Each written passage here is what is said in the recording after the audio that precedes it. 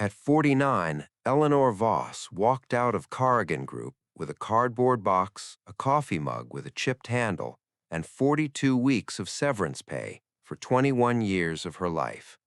It was the only number the company had bothered to calculate. 3 weeks later, a stranger she had never met would hand her a broken clock, thank her for nothing in particular, and die before he came back for it. Inside that clock was a truth her own family had buried for 60 years, and a name one of the most respected watch companies in the world had spent decades pretending never existed. But that morning, Eleanor didn't know any of it yet. That morning, all she knew was the sound of her badge failing at the side door, a small red light where a green one should have been. She'd laughed it off as a glitch and gone in through the lobby instead. 20 minutes later, an email landed in her inbox with the subject line, "Organizational Update." She read it standing up, coffee going cold on her desk.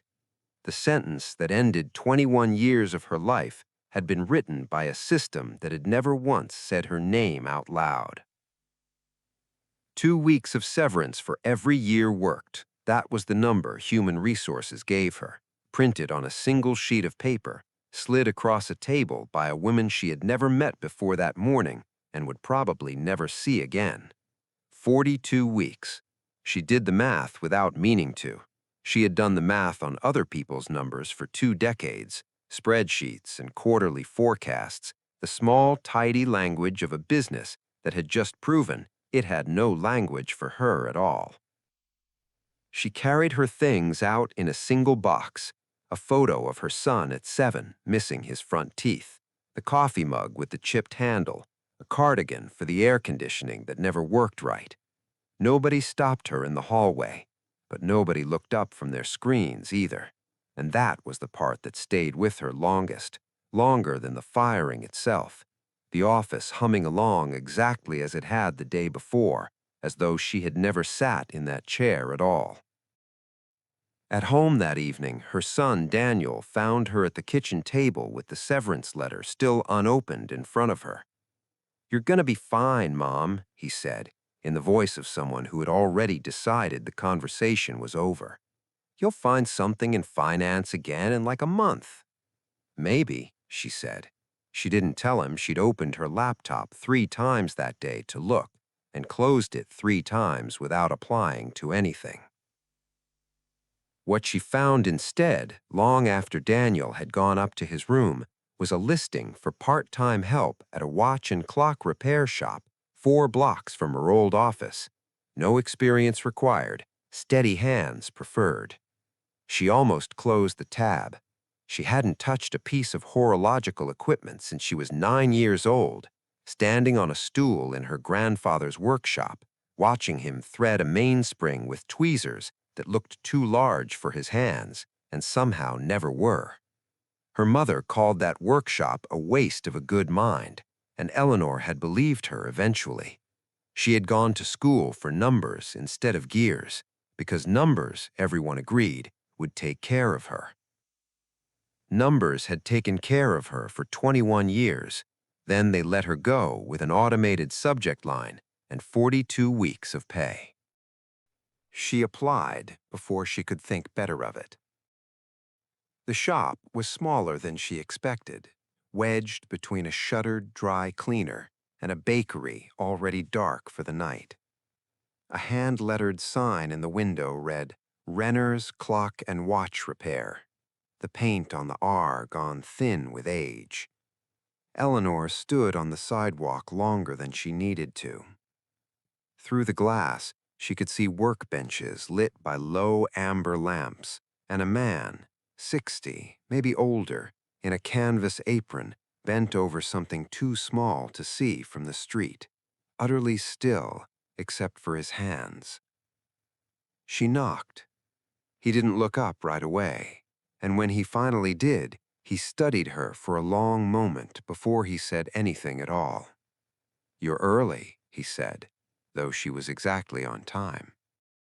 "I'm Eleanor," she said. "I called about the listing." He came around the counter, wiped his hand on his apron, and shook hers. His grip was dry and precise, the handshake of a man who measured things for a living. Then his eyes dropped to her hand a second longer than the greeting required, to the way she'd instinctively turned her wrist, palm up, the way you do when you're used to holding something delicate. "Steady," he said, half to himself. "Steady hands, rare these days." She didn't know what to say to that, so she said nothing. He held the door open, and for one long moment, standing on the threshold, Eleanor Voss felt something she hadn't let herself feel in 21 years. She felt like she was walking into the right room. 3 weeks later, a man she had never met would walk through that same door, carrying a broken clock, and nothing about her life would stay ordinary again. The bell over the door was small and tarnished, its clapper worn smooth where 100 hands had struck it before hers. Eleanor learned its sound before she learned anything else about Renner's, a single flat note, more thud than chime, and Otis always looked up at it the same way, like a man checking a pulse. The first weeks were nothing she could have described to Daniel without him laughing, kindly, the way you laugh at someone who has clearly lost her footing. She washed pocket watch cases in a shallow tray of solvent that smelled faintly of almonds. She learned the names of things before she understood what they did: crown, stem, bezel, movement, repeating them under her breath, the way she once memorized amortization schedules, except these words had weight to them, edges she could feel. Otis rarely explained anything twice. If she asked a question that bored him, he said nothing at all and let the silence do the correcting. If she asked one that interested him, he'd set down whatever he was holding and actually look at her. "You've got your grandfather's patience," he told her once, out of nowhere, 3 weeks in, though she had never mentioned a grandfather to him.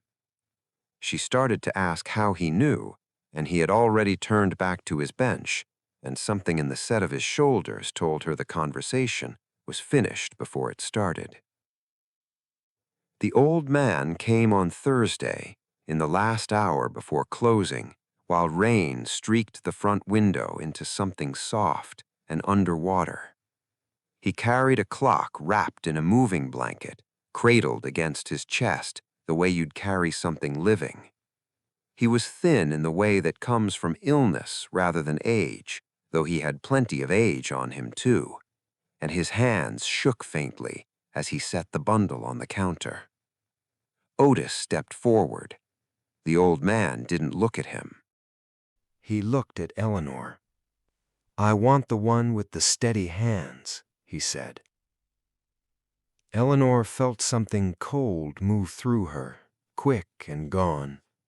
She told herself it was only a phrase, a common one, the kind any old craftsman might use. But she hadn't said a word since he walked in, and there had been no one to point her out to him. He unwrapped the clock enough to show the damage, a long case movement. The case split along one seam, the pendulum bent at an angle no pendulum should hold. He didn't explain how it had broken.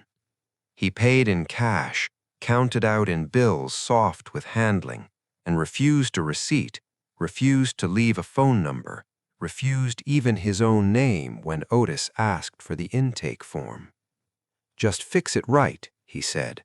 "Somebody will know what to do with it after that." He was gone before either of them could stop him. Through the window, Eleanor watched him walk slowly up the street in the rain without an umbrella, as though he had stopped noticing weather some time ago. 16 days later, the call came to the shop's landline, not to Eleanor's cell, not to anyone in particular. A woman from the county's public administrator's office asked in the flat, courteous voice of someone who made calls like this every week, whether Renners had recently serviced a repair for a Warren Kessler. They'd found the claim ticket folded in his coat pocket, she explained, along with very little else worth noting.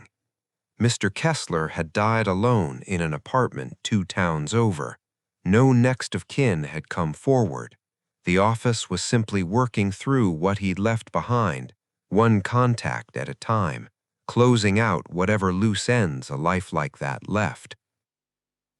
Otis gave her the county's standard answer: item received, payment in full, repair not yet serviced, ticket unclaimed, and hung up before Eleanor thought to ask a single question she might actually want answered.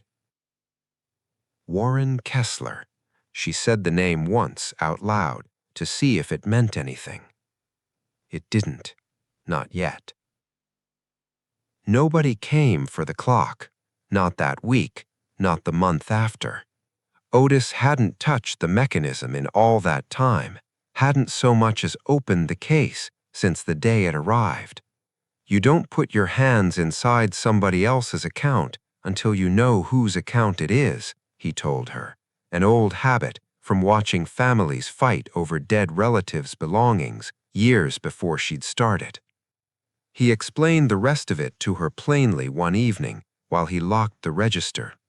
Every state handled it a little differently, he said, but the shape of it was the same everywhere.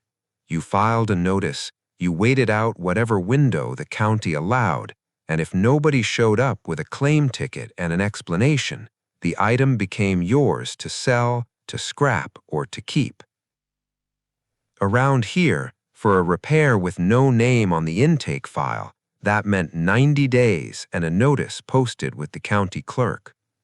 He'd done it exactly twice before in 30 years, both times for water-damaged wall clocks nobody had ever wanted back.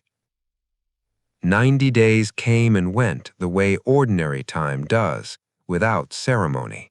On the 91st day, Otis set the clock on the empty bench beside hers and didn't say anything about it, which was his way of saying everything.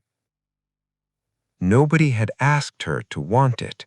She wanted it anyway, and that surprised her more than the clock did. She waited until closing to unwrap it properly, alone, the shop quiet except for the ordinary chorus of the other clocks, keeping their separate time. The case was worse than she'd first thought. Water damage along the base, one foot cracked clean through. But the movement itself, when she finally freed it from the housing, felt oddly familiar under her fingers, the way a childhood street feels familiar even after you've forgotten its name. She reached for the pendulum last, lifted it by its bob, out of habit more than curiosity. It was too light. Not broken light, not hollow from damage light. Deliberately light, the way something is light when it was never meant to hold what it looks like it should hold. The shop had gone quiet around her 20 minutes earlier, Otis's key already turned in the register instead of to her, which is how he said goodnight to most things that mattered. Eleanor liked the shop better this way. The amber lamps turned low, the street outside gone dark and wet, 40-some clocks disagreeing softly among themselves about what time it actually was. She set the pendulum down on a folded cloth and turned the bob over in her palm, feeling for the seam. Rating nuts were always hollow at the core. That was ordinary, not strange at all, a design older than the country she'd grown up in. You threaded the nut up or down the rod to fine-tune the swing, adding or subtracting a fraction of a gram until the clock kept true time. And clockmakers had learned centuries ago that a bob built solid all the way through wasted good brass for no reason. Her grandfather had explained it to her once, on a stool too tall for her 9-year-old legs, holding a rating nut up to the light like a coin he was deciding whether to spend. Hollow doesn't mean empty, he said. It means there's room for something, if you ever need it.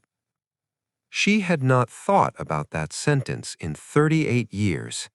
It came back to her whole, unbidden, while her thumbnail found the hairline seam at the base of the bob and pressed.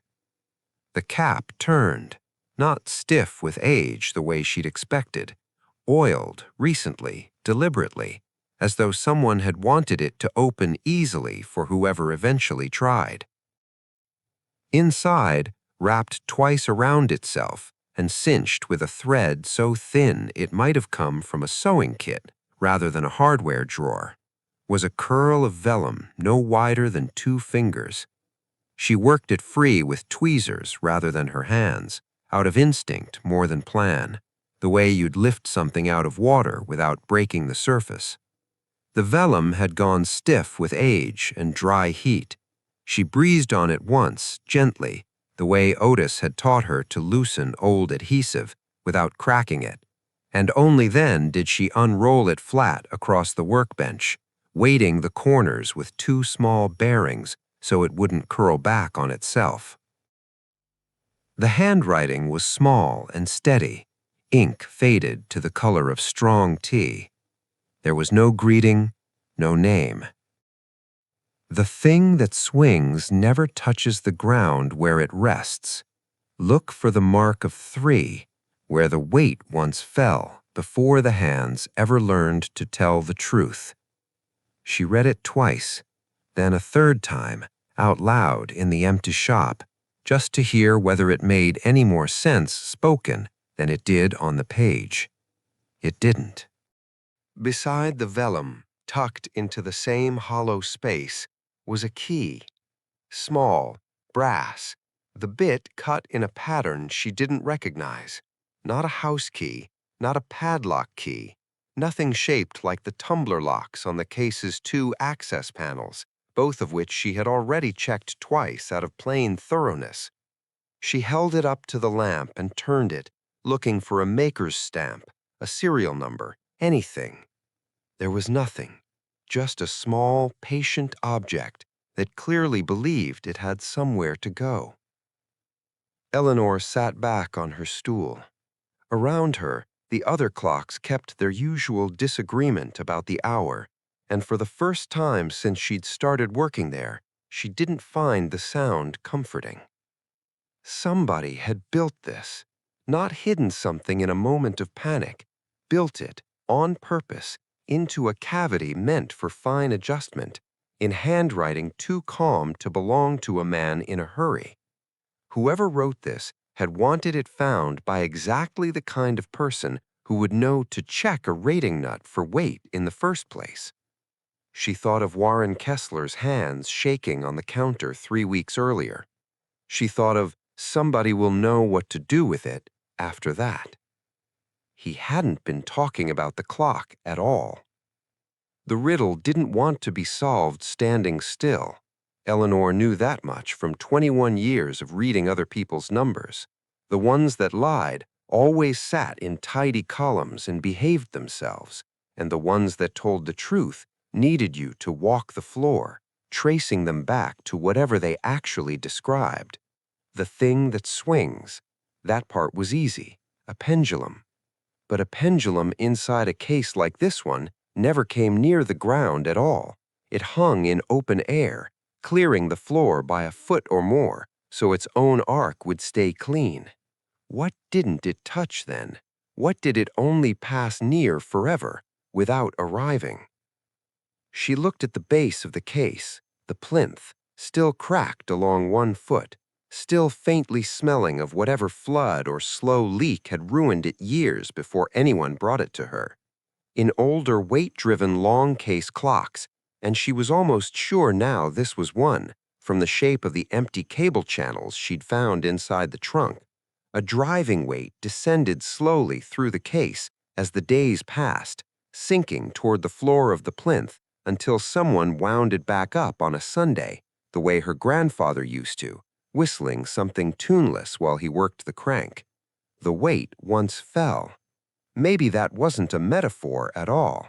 Maybe it was simply plainly true. And the mark of 3. 3 what? 3 notches? 3 turns of a crank? 3 of something she hadn't found yet in a part of the clock she hadn't opened. She caught herself leaning toward the plinth already, key in hand, and made herself stop. Not tonight. She didn't know enough yet to be careful, and careless was how a person cracked 200-year-old joinery apart, forcing a lock that might not even be a lock. The movement itself still needed cleaning. The gear train still needed inspecting tooth by tooth before she trusted her own reading of anything old enough to have outlived the man who wrote it. There was a version of this where the answer waited in the base, and a version where it waited somewhere inside the works, and she had no way yet to know which. Guessing wrong might cost her the only clue she had, and there would be no getting it back once it was broken. She rolled the vellum loosely, not tight the way she'd found it, and set it in an empty parts tray with the key beside it, the two objects sitting together under the lamp, like exhibits in a museum case nobody had gotten around to labeling yet. Tomorrow, she decided, she would go into the movement itself.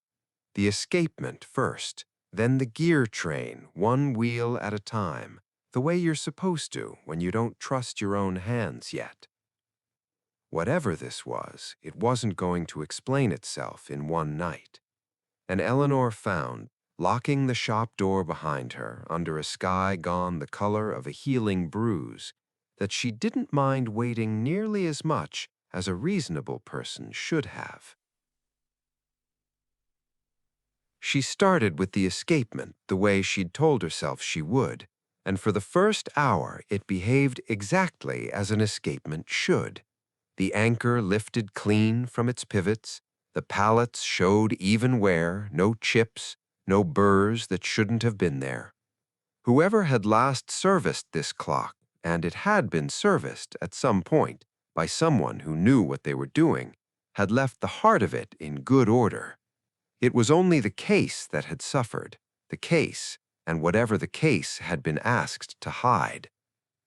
She moved outward from there, the way you're supposed to, one wheel at a time. Great wheel first, driven directly by the descending weight, its teeth worn smooth on one face from 100 years of turning, always in the same direction. Center wheel next, then the wheel that told her without any ceremony at all that the riddle had been telling the truth the whole time. The plate the wheel sat against, the seat board, the flat brass surface every wheel pivoted into, had a mark on the underside. 3 short strokes, cut deliberately, not the accidental scoring you'd expect from decades of handling. She had to angle the loop and the lamp together to see it at all, and once she did, she sat very still for a moment, the way you sit still when you've just heard your name called in an empty room. 3 strokes, the mark of 3. Her pulse did something small and stupid. She made herself breathe before she let her hands move again. It fit, she told herself. It fit almost too well. In a gear train like this one, the wheel seated directly against that marked plate had a name plain as anything, the third wheel, third in line from the great wheel that started the whole chain moving.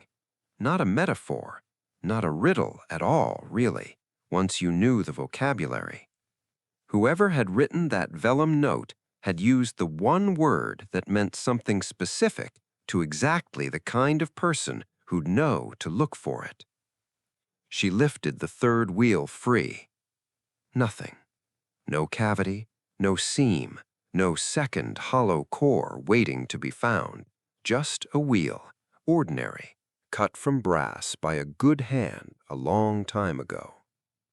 She turned it over, checked the arbor, checked the pivot holes it sat in the plate itself, rather than in the wheel, pressed her thumbnail along every millimeter of brass she could reach, the way she'd checked the rating nut 2 nights before. Nothing answered her. She was still checking when her hand slipped. It wasn't carelessness, not exactly. It was the particular kind of tired that comes from bending over a loop for 3 hours without noticing you stopped blinking. The wheel caught the edge of the bench as she set it down, and the pivot, the hair-thin steel point that let the wheel spin true inside its hole, bent, then caught the light wrong, then didn't catch the light at all because it had snapped. For a second, she didn't understand what she was looking at. Then she did. Her stomach dropped the way it had dropped in the meeting room 3 months earlier. The same drop, gravity finding the same old groove in her, the sense of having broken something that had been trusted to her, something she'd been too slow, too rusty, too far out of practice to deserve.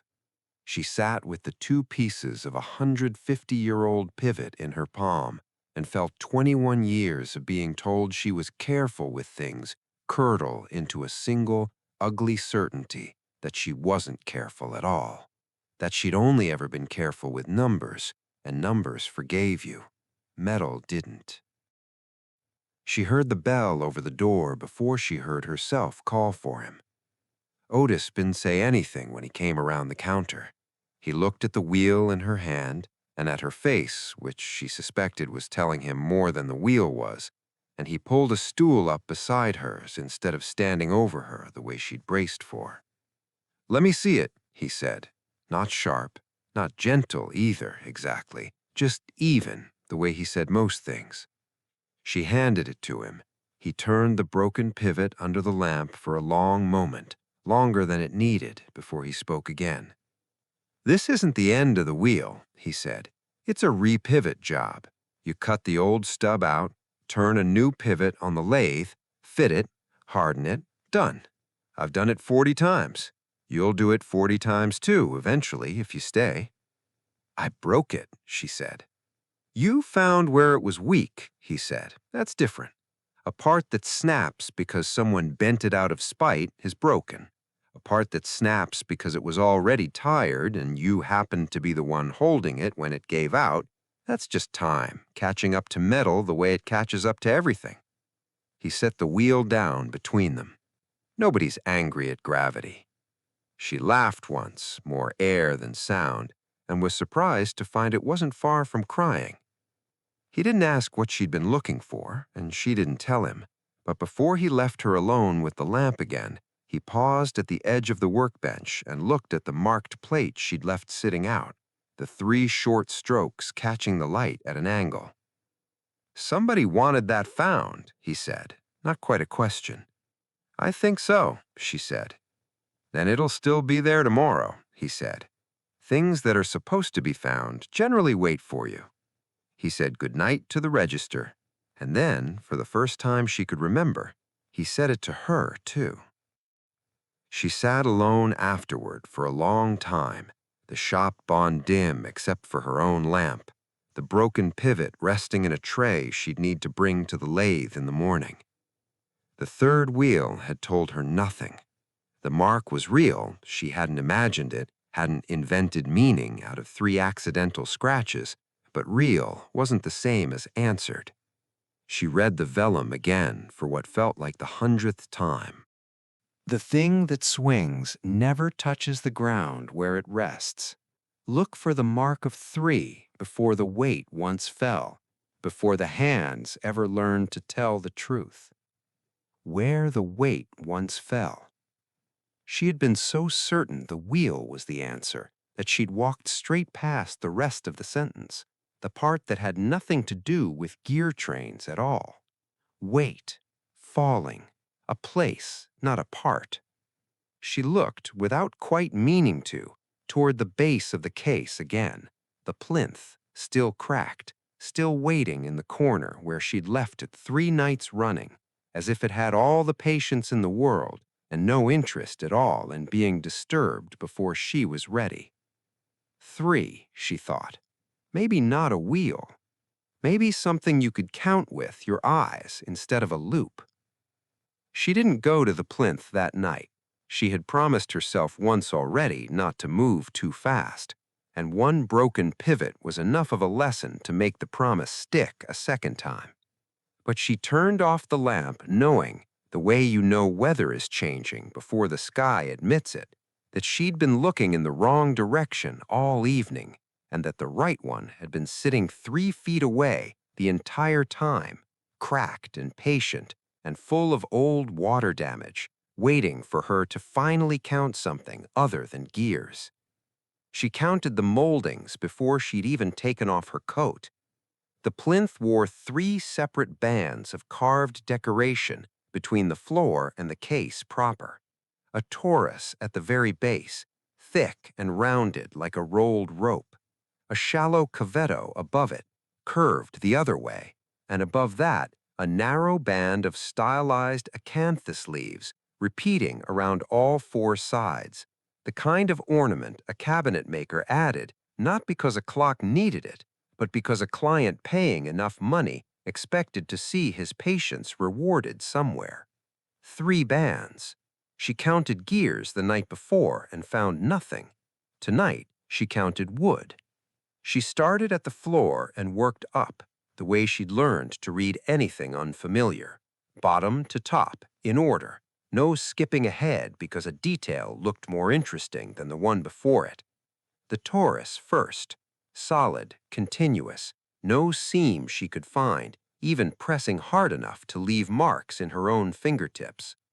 The cavetto second, also solid, though water damage had softened one corner of it into something closer to sand than wood. The acanthus band third. She found the seam by feel before she found it by eye. A hairline gap running along the underside of a single carved leaf, wider than the grain around it, filled at some point with wax, the same color as the finish, so that decades of dust had hidden it completely. She worked her naviel into the gap and pressed. Nothing. She pressed at a different angle, along the curl of the leaf's tip instead of its base, the way you'd press a hidden catch on furniture built by someone who understood that a lock only worked if it didn't look like one. The leaf turned. Not far. A 1/4 inch, rotating on some hidden pin, the way you'd turn a stiff dial. But behind it, recessed so deep she needed the tip of one finger to find it at all, was a keyhole no wider than a pencil lead. She already knew which key. Her hands were steadier than she expected, carrying the small brass key across the shop from the parts tray where it had waited 4 nights. She held her breath without deciding to. The key slid in with the particular resistance of metal that has been waiting a long time to be used exactly once, and when she turned it, something inside the plinth released with a sound too soft to be called a click, more a settling, a breath let out. A narrow panel, no larger than a cigar box lid, swung inward on a hinge she never would have found without the key to guide her hand toward it. Inside was a folded oilcloth bundle, dry, undamaged by whatever flood had ruined the wood around it, protected the whole time by a seam of wax she could still smell faintly when she lifted it free. She carried it to the workbench before she opened it.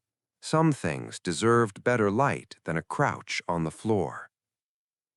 The oilcloth held 3 items: a notebook, thin, bound in the same dark leather as the vellum scroll had been cut from. She recognized the material now, the same hand behind both. A folded sheet of drafting paper, brittle at the creases, covered edge to edge in a technical drawing she didn't yet understand but recognized the language of: dimensions, tolerances, small annotated arrows, the vocabulary of one engineer explaining a mechanism to another rather than to a customer. And beneath both, pressed flat, a small brass die, the kind used to stamp a maker's mark into soft metal before it hardened. She turned the die over first. 2 letters, a period between them, cut deep and clean. A.V. Her own initials almost, if her first name had started differently. Her actual surname exactly, once she turned to the notebook's inside cover and read the full name written there in handwriting she had spent 38 years failing to recognize because she had never once imagined it would be here. Arthur Voss. His workshop. A year printed beneath it, faded but legible. Her grandfather's name. Eleanor sat with the notebook open in her lap for longer than she could account for afterward. She had grown up believing her grandfather fixed clocks the way other men fixed radios, competently, quietly, for people in a town too small to need anything more impressive from him. Her mother had called it a waste of a good mind, and Eleanor eventually had believed that too, the way you believe most things your mother tells you about a person she outgrew before you were old enough to ask your own questions. But the drawing in front of her wasn't a repair diagram. It was an invention, an escapement built differently than any she'd studied in 3 weeks of catching up on decades she'd missed. A small, elegant change in how the pallets engaged the escape wheel, shaving friction off a design horologists had otherwise left untouched for over a century. She didn't yet understand what it meant that he'd drawn it. She only understood, sitting alone in a shop that smelled of oil and cedar and old wax, that the man she'd been told was ordinary had never been ordinary at all, and that somebody, a stranger with shaking hands and a stolen phrase about steady hands, had known exactly whose granddaughter would eventually sit in this chair. She thought of Warren Kessler standing at the counter, refusing to leave his name. He knew, she thought. Somehow, impossibly, he had known who she was before she'd known it herself. The shop's 40-some clocks kept disagreeing softly around her, indifferent to the fact that one of them had just told her more about her own family than 38 years of silence ever had. She was waiting at the register before Otis had even hung up his coat, the notebook already open on the counter, the die and the drawing laid out beside it, like evidence she hadn't decided yet whether she wanted taken seriously. He read the inside cover first.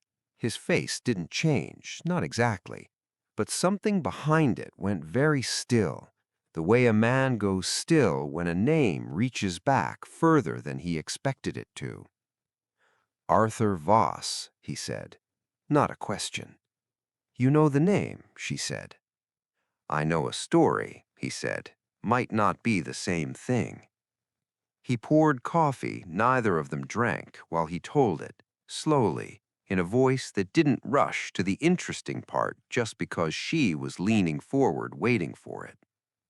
Decades ago, before Otis had a shop of his own, there had been talk in the trade about a man nobody Otis had ever actually met, only heard of secondhand from an old teacher who'd heard it from someone older still. A watchmaker, self-taught mostly, who'd taken on an apprentice nobody had asked him to take, free of charge, no guild registration, no paperwork, nothing that would have put either of their names on record anywhere official. The boy had come from nothing, the story went, left knowing more than half the licensed men in the state, and then he'd simply vanished from the trade altogether, the way people did sometimes, before anyone thought to ask him to stay or to ask him why he was leaving. Nobody ever knew where he went, Otis said, or why the old man taught him for free in the first place. Eleanor felt something cold settle at the base of her spine. Warren Kessler, she said. Otis didn't answer that directly, which was its own kind of answer.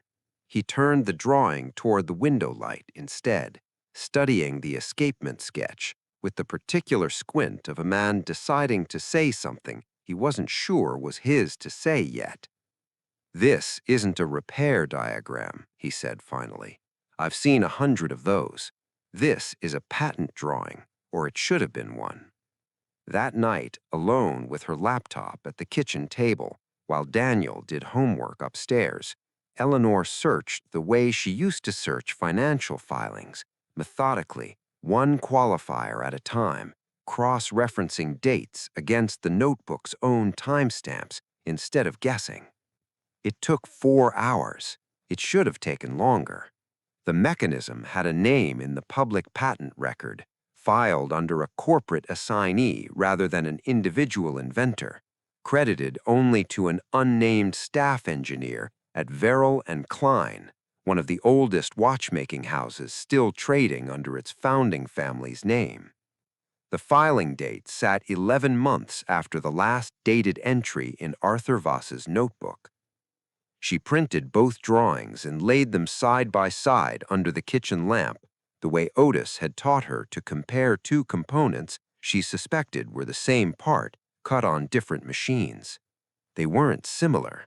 They were the same drawing, redrawn by a different hand, tolerances rounded to cleaner numbers, one company's crest added to the corner where a signature should have gone.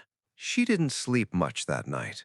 She kept thinking of Arthur Voss teaching a stranger's grandson for free in a workshop nobody wrote down, and of exactly how a design like that could travel from one man's notebook into another company's patent filing without a single name changing hands honestly. The email she sent the next morning was careful, professional, the kind of message she'd once have written to flag a discrepancy in a client's books. Polite, factual, 3 attachments, a simple request for comment. The reply came 4 days later, not from the Heritage Department she'd addressed it to, but from a woman named Vanessa Drummond, who signed her name under the title Associate General Counsel and used the word allegation twice in the same paragraph. The company took claims of this nature extremely seriously, Ms. Drummond wrote, and equally seriously the reputational harm caused by amateur speculation presented as fact. Amateur. The word sat there on the screen a long moment before she made herself keep reading. A second email arrived an hour later, unsigned by anyone at all, offering to purchase the notebook and drawing outright, an amount generous enough to cover 2 years of Daniel's tuition, framed carefully as compensation for her time and inconvenience. The phone call came that evening, Drummond again, brisk, pleasant in the specific way that meant business rather than warmth. "We understand you've had a difficult year," she said, as though Eleanor's layoff were public record and useful leverage both. "We'd hate for this to become more difficult still. Litigation is expensive for everyone, Ms. Voss, especially for the party without institutional resources behind them." Eleanor didn't answer right away. She let the silence sit exactly as long as Otis let his silences sit, and found, to her own quiet surprise, that it worked on Drummond the same way it worked on her. "I'll consider the offer," Eleanor said finally, and hung up before Drummond could decide whether that had been a yes. It wasn't a yes. She sat with the number a long time afterward, turning it the way she used to turn other people's spreadsheets, looking for the shape of what it was actually protecting. It wasn't protecting her. Otis was the one who mentioned Dr. Castellane, a horological historian who'd spent 30 years authenticating movements for 2 of the major auction houses, someone Otis had corresponded with exactly twice in his career and trusted, he said, more than he trusted most people he'd known for decades. Eleanor sent her everything that same night: the notebook, the drawing, the patent filing, the die. Dr. Castellane's answer came back 9 days later, and it did not read like speculation. The escapement geometry in both drawings, she wrote, was not merely similar, but structurally identical down to a non-standard palette angle, distinctive enough that 2 inventors arriving at it independently strained credibility well past the point of reasonable coincidence. The filing date, the notebook's internal chronology, and the complete absence of any named individual inventor on the patent record together painted, in her words, a picture that deserved formal scrutiny rather than dismissal. She was prepared to say so publicly, in writing, under her own professional credentials, if asked. Eleanor read the report twice at the workbench, with Otis standing behind her, and when she finished the second time, her hands were shaking in a way they hadn't since the day she'd first opened the rating nut. "Well," Otis said, "there it is." She forwarded the report to Vanessa Drummond at 9 the following morning. By 4 that afternoon, the offer to purchase had disappeared from her inbox entirely, replaced by a single new message, shorter than any of the others and considerably less confident in its choice of words. "Ms. Voss," it read, "given the seriousness of Dr. Castellane's findings, we would like to arrange an in-person meeting at your earliest convenience, away from counsel, informally, to discuss how best to move forward for everyone involved." Eleanor read it twice, looking for the sentence that told her whether she was being invited to a resolution or a trap dressed politely enough to look like one. Otis read it over her shoulder without being asked. "You don't have to go alone," he said. "I know it," she said. "I mean it. Take somebody who can't be intimidated by a nice suit." She looked at him for a long moment and found, for the first time since the notebook had come out of the plinth, that she wasn't afraid of what came next nearly as much as she'd expected to be. Otis wore his shop apron to the meeting, which Eleanor understood once she saw Vanessa Drummond's face to be exactly the point. They met in the lobby of a hotel 2 towns over, neutral ground chosen, Eleanor suspected, because neutral ground photographed well if anyone ever needed it to. Drummond arrived in the same brisk, pleasant register she'd used on the phone, a leather folder under one arm, and a second person trailing a half-step behind her, older, quieter, introduced only as Mr. Halverson from Heritage and Archives, who shook Eleanor's hand a beat too long and didn't quite meet her eyes. Drummond didn't apologize. Eleanor had expected that much and wasn't surprised by it, the way you aren't surprised by weather you've already checked the forecast for. What she offered instead was language. The company, Drummond said, took the preservation of watchmaking heritage extremely seriously, and in recognition of certain historical documentation gaps identified during an internal review, would like to make a substantial contribution towards Ms. Voss's ongoing research and preservation efforts. In exchange, she'd need Eleanor's signature on an agreement, standard, Drummond called it, though Eleanor had read enough contracts in 21 years to know standard was rarely the right word for anything with this many clauses.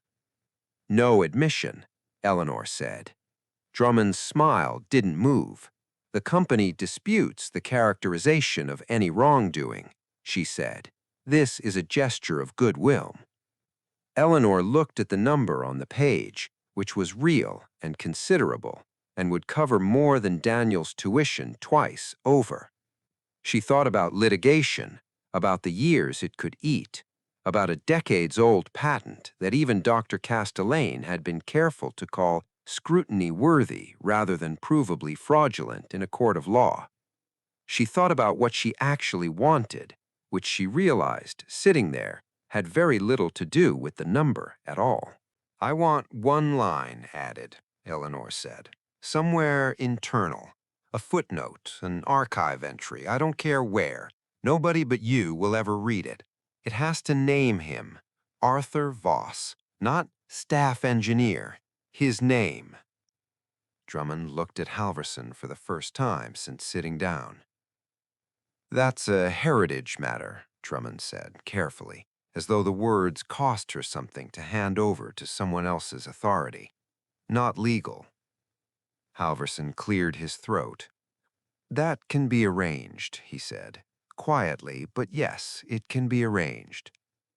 Otis didn't say a word through any of it, which Eleanor understood by now was exactly the kind of support he meant when he'd told her to bring someone. He simply sat, apron and all, taking up space at a table clearly built for people who build by the hour, and let his presence do whatever silences of his own usually did. Drummond gathered her folder and stood first. The meeting closed the way she'd have closed a routine negotiation. No different, her face suggested, from the dozens like it she'd sat through before. She thanked Eleanor for her time and left without offering her hand again. Halverson lingered. He waited until Drummond had reached the revolving doors before he reached into his own bag and set something on the table between them. A photograph, small, its edges soft with handling, black and white. A young man bent over a workbench in a room Eleanor didn't recognize. Tools laid out with a precision she recognized instantly because she'd started laying her own tools out the same way 3 weeks in. "Found it in our archive doing the review," Halverson said. "Nobody ever filed it properly. Wrong drawer for 40 years. He didn't say anything else. He didn't apologize either. Not in words, but something in the careful way he pushed the photograph toward her, corner first, the way you hand someone something breakable, told her he'd wanted to say more than his job allowed him to. He followed Drummond out a moment later, and Eleanor sat holding a photograph of her grandfather, at perhaps 25, in a workshop that apparently existed inside a company that spent decades pretending men like him didn't. She didn't need the apology she hadn't gotten. She understood that, holding the photograph, more clearly than she'd understood anything since the day the badge scanner had turned red. Daniel was still awake when she got home, later than she'd meant to be, the kitchen light on over homework he'd mostly stopped pretending to do. "How'd it go?" he asked, careful in a way he hadn't been with her in months. She set the photograph on the table between them instead of answering right away. He picked it up, studied it, looked at her, looked at it again. "That's him," Daniel said. "Great-grandpa." "That's him," she said. "Mom?" he said, and stopped and started again. "I said some stuff about the job. I didn't mean it like, I didn't think you'd be good at something like this." "Neither did I," she said, and found she meant it kindly towards both of them. The settlement paperwork arrived by courier 4 days later, thick and official in a way that made the whole thing feel smaller than it had in the hotel lobby, the way large things always shrink once they're reduced to signatures and dates. Eleanor read every page before she signed any of them. Then she called Otis and asked him what a person was supposed to do with money that never really been about money at all. Otis didn't answer right away, which by now she recognized as him actually thinking rather than stalling. "You don't invest grief," he said finally. "You spend it on something that's still standing." It wasn't much to go on, but it was enough. Eleanor spent the better part of a week finding out what still stood. The workshop from her childhood, the one with the stool too tall for her legs and the smell of tea gone stale on a burner, had a real address once she made herself remember it properly instead of just the feeling of the place. A storefront on Prentice Street in the town she'd grown up in, 2 hours north, a town she hadn't driven through in over a decade because there had never seemed to be a reason to. Public records took less effort than she expected. The building had changed hands 4 times since her grandfather's name last appeared on a deed. A hardware store briefly, then a nail salon, then nothing at all for the last 6 years, tax delinquent twice, currently listed by a realtor who hadn't updated the photos since a decade Eleanor could place on site just from the carpet. She drove up on a Saturday, Daniel in the passenger seat because he'd asked to come, which she hadn't expected and didn't question. The building was smaller than memory had made it, the way places from childhood always are. The old sign was gone, painted over so many times the letters beneath had become texture rather than words, but the bones of the storefront were the same. The same tall window, the same recessed doorway, the same brick her grandfather's shoulder had probably leaned against 1,000 times, waiting for a bus or a delivery or nothing at all. The realtor met her there with a key that stuck in the lock the same way every key in this story seemed to, and Eleanor stood in an empty room that smelled like drywall dust and old carpet glue, trying to see past it to a version of the room that only existed in her now, in a stool in a pair of tweezers too large for a 9-year-old's hands. Daniel wandered toward the back of the space while she talked to the realtor and came back holding up a length of built-in shelving still bolted to the wall despite 2 renovations that should have taken it out. Somebody didn't want to lose this, he said, or couldn't. Eleanor ran her hand along its edge and found, worn into the wood, a shallow groove that didn't belong to any of the 4 businesses that occupied the space since her grandfather. Too old, too deep, shaped like something dragged across it 1,000 times by someone leaning the same way at the same angle for years. She didn't tell Daniel what she thought it was. She didn't need to be right about it to want to keep it. It needs everything, the realtor said, apologetic. Wiring, plumbing, probably the floor. I know, Eleanor said. She told Otis about it that Monday, standing at his workbench as he inspected a mainspring under the loop without looking up. You're going to reopen it, he said. Not a question, the way the most important things, he said, weren't. I don't know yet, she said. Maybe. A workshop. Classes, if anyone wants to learn. He set the loop down then and looked at her properly. It's a good trade, he said. I won't tell you otherwise. But I won't lie to you either. It won't make you rich. It's slow work and it pays slow money. And there's maybe 40 of us left in this whole state who can do a proper repivot. And half of them are older than I am. Most people your son's age have never seen a mechanical movement up close in their lives. Then why would anyone come, she asked. Because there's always somebody out there who wants to make something with their hands and doesn't know yet that it's allowed, he said. That's not nothing. It's just not fast either.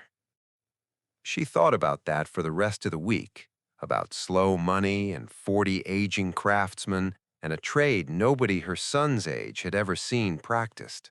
She thought about it while she signed the paperwork for the building, using a portion of the settlement that would have covered exactly none of what a financial advisor might have called a sensible retirement.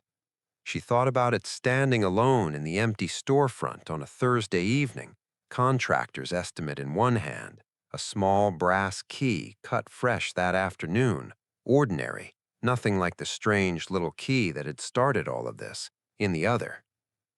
She fit the key into the new lock she'd had installed that morning, mostly to see if it worked, mostly because she wanted, just once, to be the one who opened this door instead of the one being led into it by somebody else. It turned smoothly. New locks always did. Eleanor stood in the doorway of her grandfather's workshop, 40 years and a whole ruined career later, and let herself imagine, for the first time without embarrassment, a room full of workbenches, low amber lamps, and somebody young enough to still believe a mechanical clock was a kind of magic instead of a kind of work. She thought Arthur Voss would have approved of the wiring being redone first. She thought he would have approved of the rest of it too, eventually, once there was something in the room worth approving. Eventually arrived on a Saturday morning in April, 10 months after the wiring was redone, the plumbing after that, the floor last of all, because Otis had told her floors always went last, and Otis, so far, had been right about nearly everything. The workshop held 6 workbenches now, second-hand, sanded and refinished by Daniel over a series of weekends he'd stopped complaining about somewhere around the 3rd one. Low amber lamps, the same kind renters used because some choices didn't need reinventing. A coffee maker in the corner that Otis had bought her as a housewarming gift, without being asked, along with a note that said in handwriting nearly as careful as her grandfather's, "You'll go through more than you think." 6 students had come to the first class in January. 4 had come back for the second. By April, there were 9, sitting at benches that still smelled faintly of sawdust and new paint, working through the same exercises Eleanor had worked through 9 months earlier without anyone watching her fail at them. Eli Brennan sat at the third bench from the window, hunched over a wristwatch movement small enough to make his hands look enormous, the way everyone's hands looked the first few weeks. He'd been a software engineer for 6 years before a company 2 states over decided in a single afternoon that 6 years had been worth exactly nothing. He told Eleanor that on his first day, flatly, the way you tell someone a fact you've stopped expecting sympathy for. She hadn't offered him any. She'd handed him a screwdriver instead and told him where to start. This particular Saturday, he'd been fighting the same stem for 20 minutes, jaw tight in a way Eleanor recognized because she still caught herself doing it months later whenever a job refused to cooperate. "Talk to it less," she said, coming up beside him. "It's not stubborn, it's just old." "I broke the last one," he said. "I know," she said. "You'll break this one too eventually if you keep white-knuckling it like that. Set it down. Breathe. Come back to it." He looked at her like she'd told him something absurd. Then, slowly, he set the tool down. When he picked it back up 2 minutes later, his hands had gone quiet, the way hers eventually had, and the stem seated on the first try, clean, no resistance at all, the kind of small mechanical mercy that only ever seemed to arrive once you stopped demanding it.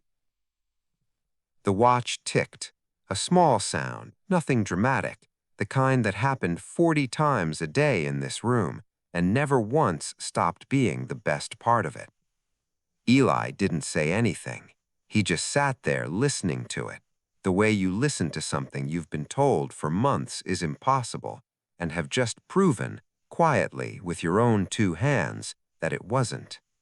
Then, without being asked, he turned to the woman at the next bench, Grace, 71, retired from 30 years of nursing, hands unsteady in a way she apologized for constantly and needed to stop apologizing for, and showed her exactly what he'd just learned, the same patience Eleanor had shown him 20 minutes earlier, passed down the row without a single word about where it had come from.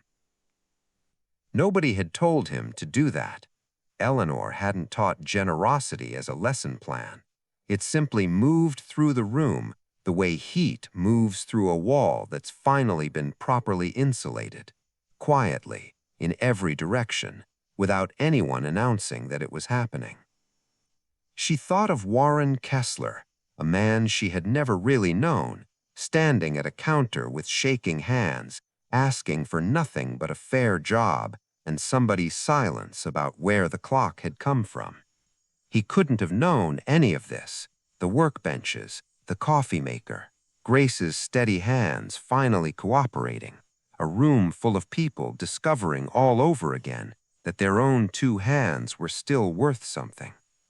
He had only known one thing for certain, apparently, the day he chose not to leave his name, that kindness, once it's built into something sturdy enough, keeps finding its way to strangers long after the person who built it is gone. Eleanor didn't say any of that out loud. She only refilled the coffee maker and let the room keep ticking around her. 40 small heartbeats and 9 new ones, none of them quite in step, all of them, finally, keeping time.